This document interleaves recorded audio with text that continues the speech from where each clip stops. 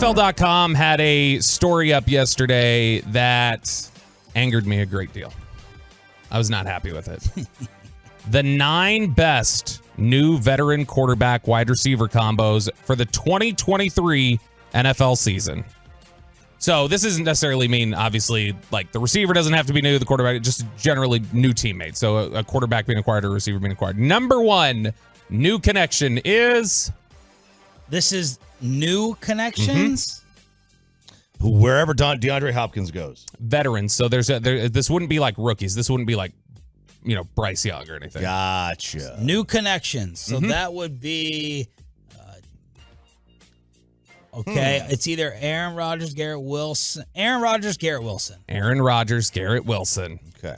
They are buying in big time to Aaron Rodgers. I think we can look down the list because what we've seen is that you can count among these new connections Dak Prescott and Brandin Cooks. And Brandin Cooks has been somebody who's shown he will produce regardless of who's back there at quarterback. And Dak has shown that when he has the weapons in place, he will find them and he will take advantage of the targets. Number 2, Lamar Jackson and Odell Beckham Jr. Okay. This is a ridiculous one to me to have up at number 2 because there are already so many questions about Lamar Jackson as a passer, and there were the issues of, well, what's he going to be like coming off of the knee injury? What's he going to be like in a new offense?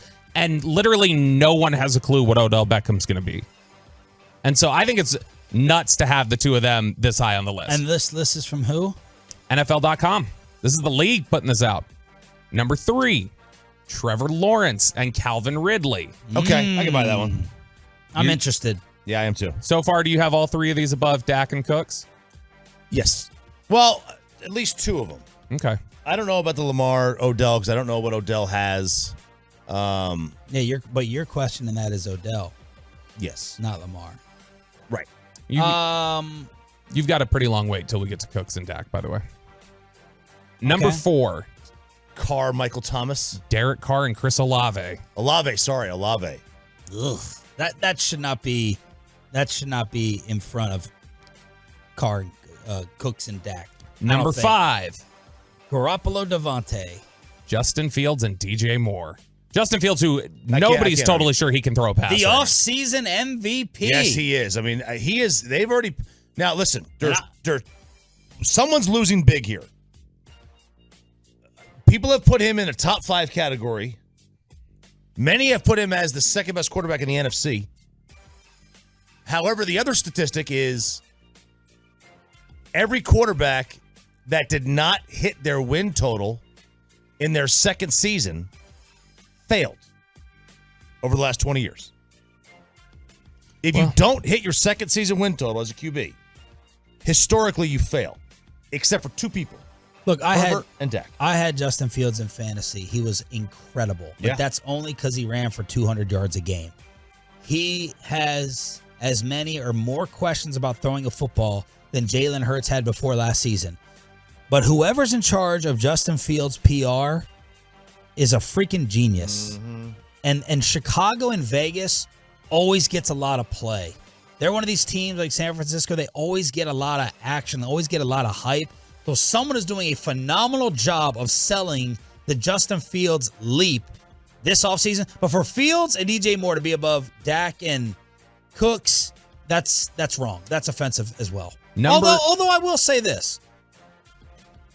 I mean, Brandin Cooks on the level of these other receivers is definitely not a 1 or true 2. DJ Moore is the clear 1 in Chicago. Odell Beckham is the clear 1. I know you have Mark Andrews. But he's, the no doubt best receiver, at least name-wise, in Baltimore. Brandin Cooks is a very nice player. I still think of him as like a little bit more of a weapon that you're going to throw deep to with the speed. Is there that much of a separation between Brandin Cooks and Michael Gallup before last year for us to include Cooks in these other combos? Yes, to me.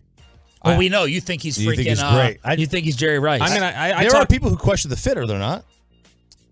In terms of just not the fit, just the status. How are the name the other receivers above that that you've named so far? on this list here. Yes, So and then far, I will we've got comment afterwards. DJ Moore. Okay, he's better. DJ Moore status-wise, I'm just saying, like, he's on a upper echelon over Brandin Cooks. Chris Olave. I mean, his ceiling is much higher. Next one was Calvin Ridley. Calvin Ridley belongs above Brandin Cooks in terms of notoriety. For wrong reasons. Calvin Ridley was he was a stud in Atlanta before he got in trouble. Like no one would take Calvin. I would never take Brandin Cooks over Calvin Ridley for the next 3 years. Calvin Ridley, where was he drafted? He was drafted in the first round, so was Brandin Cooks. Calvin Ridley was drafted 26th overall. I think Cooks was 30th. Okay. Or something like that. But I mean, I think Calvin Ridley's got, a much higher ceiling. Brandin Cooks has had 6 1,000-yard receivers with 4 different teams. He's somebody who has shown he can produce regardless of who's back there at quarterback. There's no doubt. What I'm trying to say is, who made this list? NFL.com. I think that I don't think that Brandin Cooks is going to come to mind for whoever made this list over there. Number 6 from status-wise. Who's number 6? Is it Mac and Juju? No. Garoppolo, Devontae. Jimmy Garoppolo and Devontae Adams, who they don't even know if Jimmy's foot works. I mean, you know what? That's Devontae carrying it, and Jimmy is. Yeah. Jimmy is far closer to Dak than Cooks is to Devontae, and that's the reason why they're higher. And I agree with that. I mean, I don't think Cooks is close to Devontae at all, but Jimmy's an awful quarterback. Number 7. But what RJ said was correct. I don't think it is. You think that Cooks is closer to Devontae than Garoppolo is to Dak? It's like saying I think Dallas is closer to Nashville than it is LA. Like, I mean, it's like that kind of a gap. But Jimmy is so far back. That's how they made their list. And Cooks is further.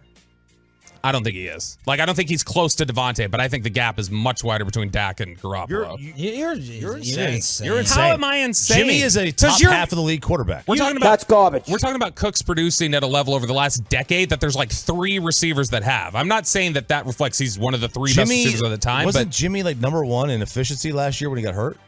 Yeah, and we already talked about why that was garbage and why he wasted it. Bobby, they could put Tebow on there with Devontae, and they're going to make the argument that Devontae carries them over other combos, which you know. But they didn't think it carried them over Justin Fields and DJ Moore. Well, okay. I disagreed with that one. No, I'm just saying I think that's silly. But number 7 is Dak Prescott. Justin Fields and Cooks. DJ Moore will have worse numbers than whoever's throwing to Devontae. We'll see. Okay. Number 7, Dak Prescott, Brandin Cooks, all the way down past all these guys. And it's incredibly disrespectful. You know how I know you're a homer? Because of how worked up. Look at you, like you're taking it personally. I don't take it personal. Yeah, you're hurt. hurt. I'm you're hurt. I'm not gangstar. I don't take it personal. You're hurt over it. Like you're mad. That shows me your fandom. No, I'm mad at the argument. Like, this isn't even about a Dak thing at that point. I'm mad at the argument of, like, I think there's a severe underrating of Brandin Cooks. Why is the league passed him around like Christian Wood? There's a reason. So we can't make the same argument for Christian Wood and not apply it to Brandin Cooks. Brandin Cooks has less of a reason to be passed around the league, and everyone has had him. Everyone has passed him around. Why? Eric Dickerson got passed around. Is Eric Dickerson not a great player? I mean, getting passed around is not a bad thing necessarily. It's also not a good thing. He was getting traded for first round. He got traded for first round picks like 3 times. Getting passed around means that people want you and you are a good player, but it also means that people think that they can upgrade from you too. How many teams has Brandin Cooks played for? This is number 5. This is number 5. Okay. Yeah, because it was New England, New Orleans, LA, and Houston. And Eric Dickerson played for the Rams for Indianapolis for 5, Rams 5, 1 Atlanta, 1 Raiders. So yeah, that was it's not the same. Next, he got traded similarly. Next attempt. Anyway, so they were number 7. That's disrespectful. That's my whole point, Sean. Saturday or Sunday, I was surprised I didn't see this because I was right over by Texas Stadium. Who else is on the top 10? The rest of them? So apparently just behind them is Baker effing Mayfield and Mike Evans. Ugh. Boy. Okay. Well, that's just Mike Evans' praise. And then number 9, Mac Jones and Juju. Ew. I think Mac and Juju's better than Baker and Mike Evans. Do you? Well, because I mean Juju's a bum. Like they're both very mid, but at least Mike Evans is good. Yeah. I guess it's kind of the Dak Jimmy thing. Dak and Cook should be up like 2 spots higher on that list. Look, if Dak and Brandin Cooks don't have a strong connection this season, then in all likelihood, the games on Sunday are going to look like the stadium parking lot did on Sunday. It's just funny to me. All these gallopers are hiding now. But 2 years ago, if I asked, would you rather have Brandin Cooks or Michael Gallup? This city would have said Michael Gallup. And don't tell me any different. And now all these homers want to pretend like they don't have those takes. I think they absolutely. I think most people would have said. I would not have said it, but I think a lot of people would have, because you always overvalue what you have, like in general.